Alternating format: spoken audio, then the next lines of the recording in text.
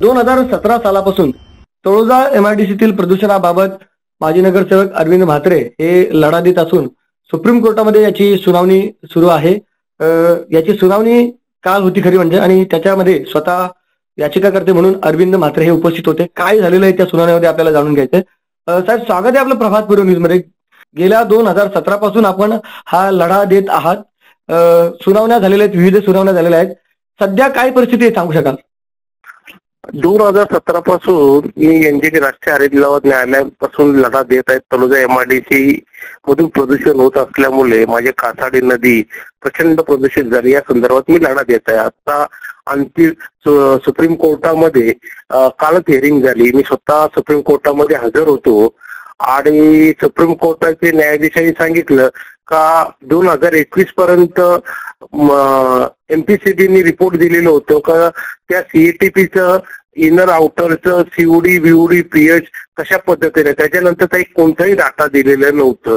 आणि आता लाईव्ह परिस्थितीमध्ये कशा पद्धतीने प्रदूषण होतोय, त्या प्रदूषण कमी झालेलं आहे याचा काही डाटा काही दिला नाही। हे डाटा मागण्यासाठी सुप्रीम कोर्टने 4 आठवड्याची त्याला मुदत दिलेली आहे आणि 4 आठवड्याच्या आत काही पूर्णतः डाटा म्हणजे प्रदूषण CATPचा कशा प्रमाणे होतोय त्याचं त्यांना माहिती देण्यासाठी कोर्टने देण्यास सांगितलं आहे।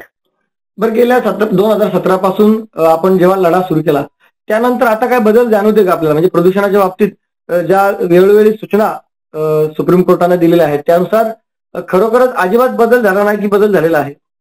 आपण पाहिलं तर आपण न्यायालयात लढा लढत असल्यामुळे CATP प्लॅन एवढे वर्ष बंद होतं, त्याचं काम पूर्णत्व करण्यात आलं। सेकंड गोष्ट, जे पाईपलाईन सुद्धा काम आज 90 ते 95% जे मध्ये नदीमध्ये डॅमेज व्हायचे, केमिकल पडायचं ते बंद झालेलं आहे। आणि त्याच्या पुढे 3.3 किलोमीटर करायचे आहे त्याला, त्याचं टेंडर निविदा अजूनपर्यंत निघालेला आहे। अशा पद्धतीने सध्याची परिस्थिती तशी आहे आणि माझ्या कासाडी नदीला 15 कोटी रुपये कलेक्टरकडे जमा, त्याचंही कामाला सुरुवात अजूनपर्यंत झाली नाही। त्याच्यामुळे ही सुप्रीम कोर्टामध्ये याचिका चालू होती आणि मला वाटतं तर तुम्ही जो प्रश्न विचारलं तर प्रदूषण याच्यामध्ये अजूनपर्यंत कमी झालंय का नाही झालंय, माझे तर मत असं आहे का अजूनपर्यंत परिस्थिती तशीच आहे। कारण एवढे मोठे CATP प्लॅन बनून सुद्धा तर त्याच्यामधून प्रदूषण तेवढ्या प्रमाणात कमी झालं नाही असं मला वाटतं। म्हणजे तुमच्या म्हणण्याप्रमाणे आदेश दिल्यानंतर निधी मंजूर झाला, सगळ्या गोष्टी झाल्या, परंतु या सगळ्या गोष्टी कागदावर होत झाल्या किंवा कामं व्हायला लागली, परंतु प्रत्यक्षात बदल झालेला नाही असं तुमचं म्हणणं आहे। बरं, 100% पुढील निर्णय कधी अपेक्षित आहे तुम्हाला? म्हणजे कारण सुप्रीम कोर्टात मॅटर आहे, कोर्टाचा सगळा विषय असतो, तरी देखील तुम्हाला म्हणजे काही विश्वास व्यक्त करता येईल का की बाबा पुढच्या काही दिवसामध्ये या बाबतीत निर्णय घेतला जाऊ शकेल? सुप्रीम कोर्टामध्ये मॅक्झिमम जास्त काही हिअरिंग चालत नाही, 2-3 केसेस 2-3 हिअरिंग चालतात। मला वाटतं पुढच्या हिअरिंगला निर्णय देतील अशी माझी अपेक्षा आहे।